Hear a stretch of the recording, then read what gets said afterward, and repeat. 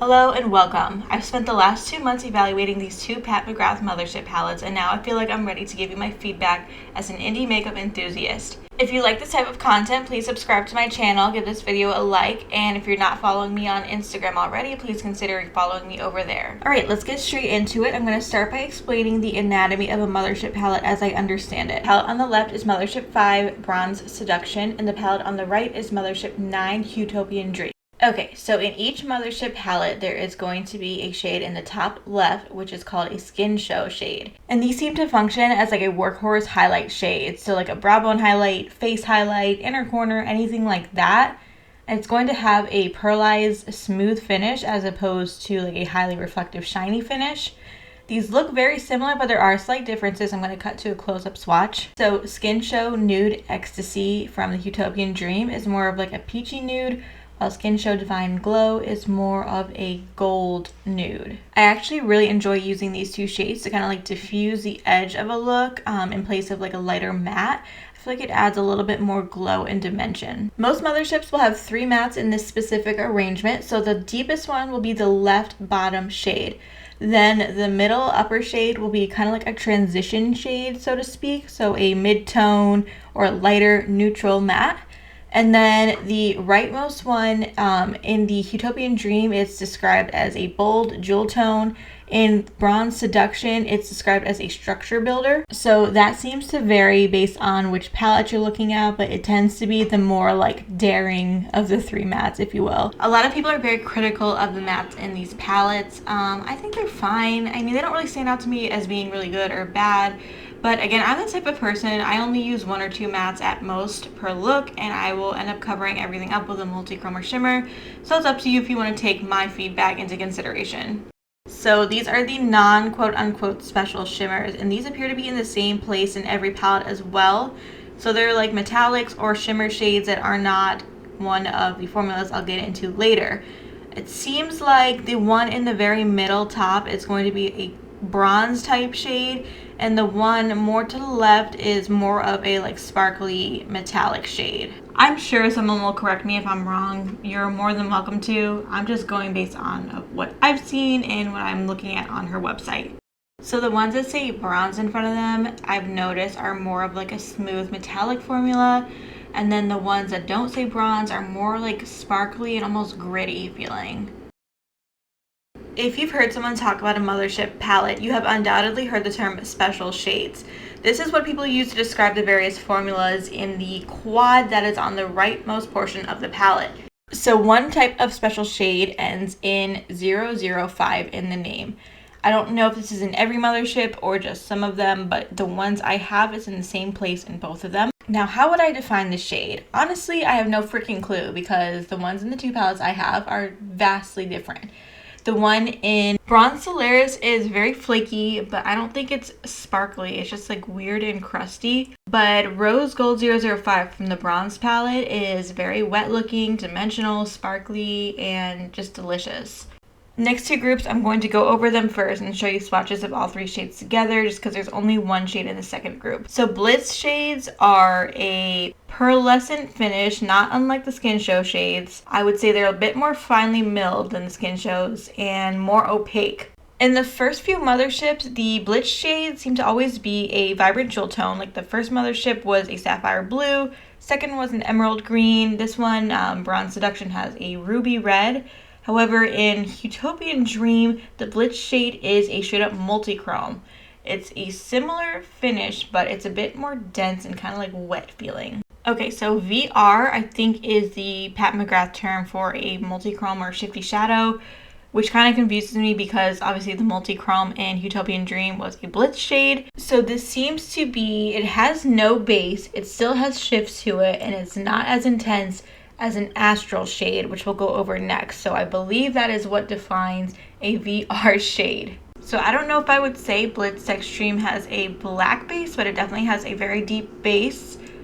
And Blitz Flame appears to have a red base, but as you can see, VR Fire Opal doesn't really have any base, and it's more sparkly and dimensional. Astral shades, I believe these are the big shades, and they're very dry, flaky, no base whatsoever, and they're the most high impact of any of the types of Pat McGrath shades you'll find in a Mothership palette.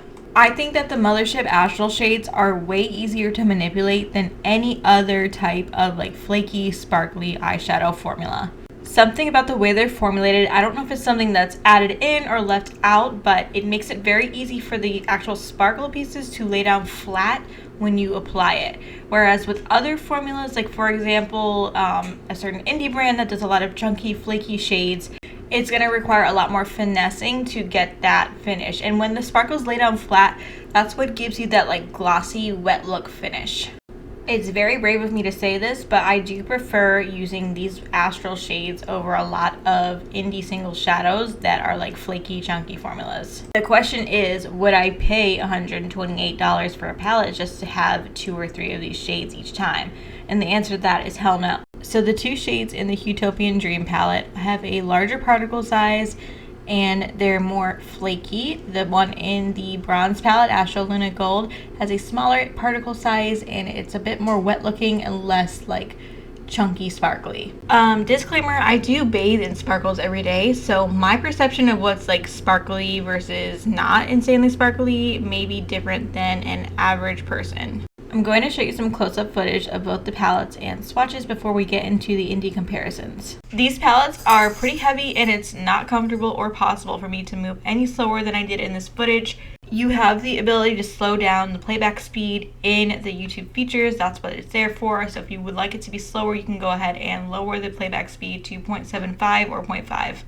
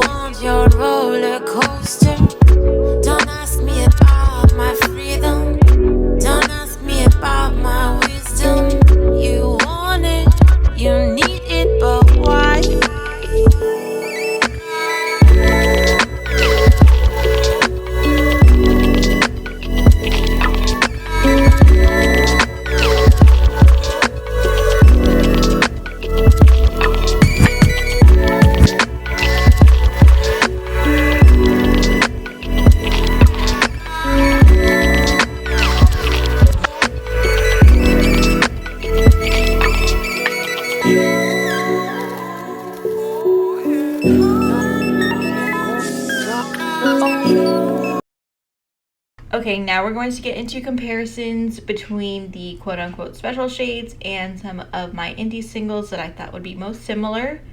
I will also share my thoughts about how I think they compare or any relevant information.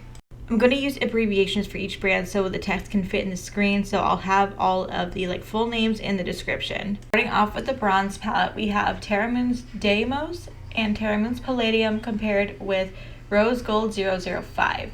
Now these are not dupes in terms of color, but I think the formula is actually pretty spot on. This is one of my favorite formulas from Terra Moon's, and I'm always begging them to come out with more colors in this formula.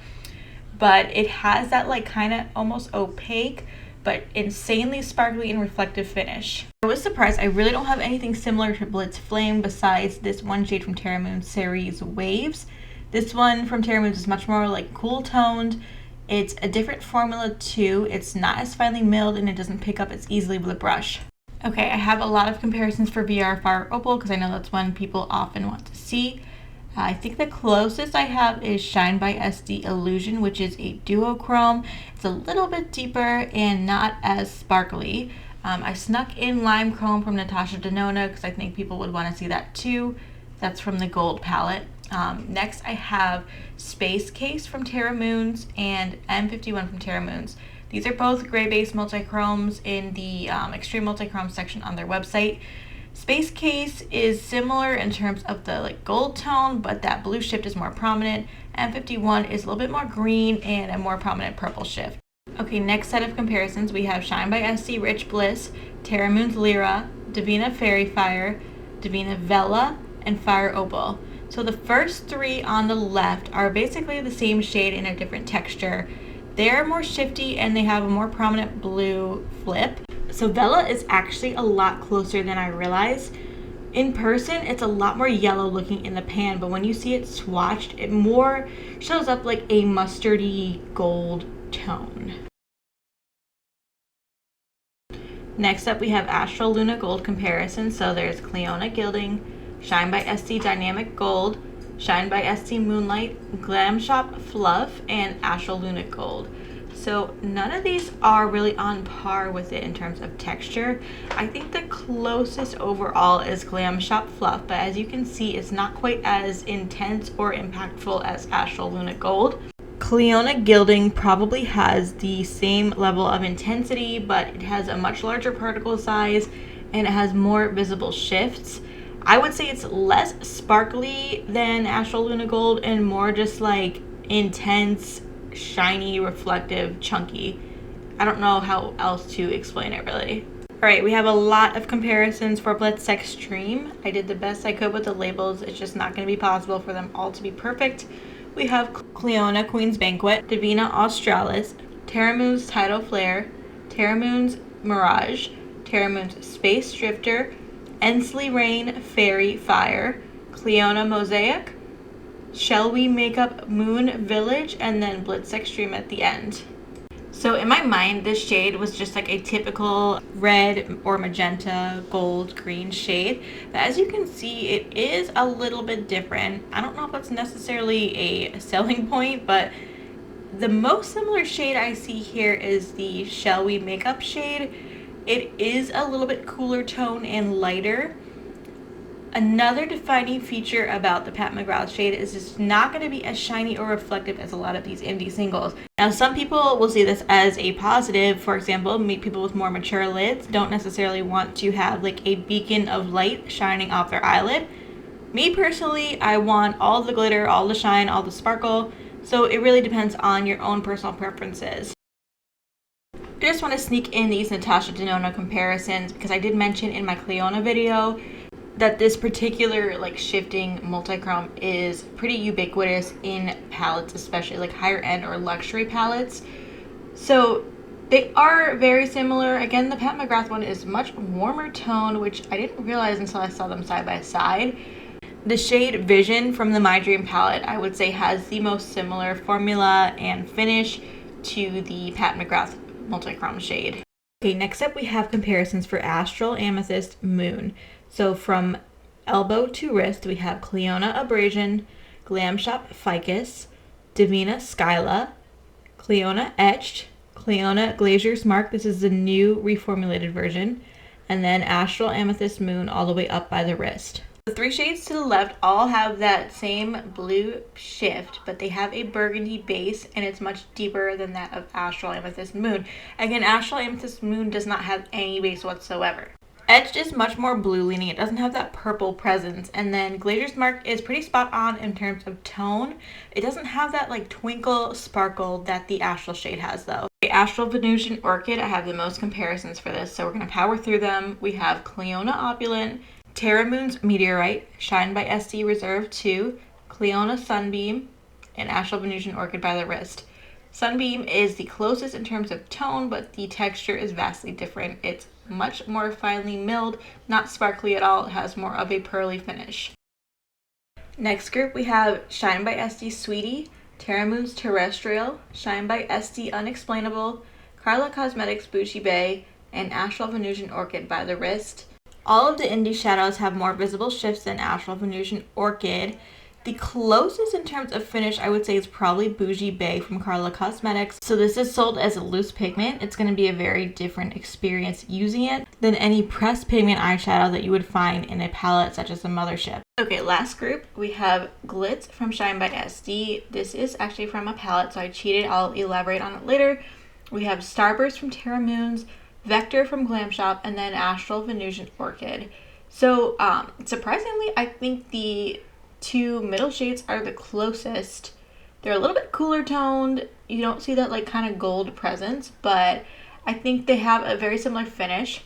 So Glitz isn't iridescent, but it does have a similar shift to Astral Venusiuan Orchid, and I think the finish is spot on. It's from a palette called the Treasure palette, which I said was my favorite palette of 2022. This was before I had ever tried a Mothership palette. Now that I have tried a Mothership palette, I think that the finishes in this Treasure palette are like pretty much on par with all the Astral shades. And I love this palette because it's such a great price. Obviously, I have a bias towards Shine by SD because I have a collab with them, but like I don't earn any commission if you use my code on like other stuff. So I'm just telling you, like, makeup lover to makeup lover, this palette is where it's at. And if you want something full of just like iridescent Astral like shades, I would definitely check that out.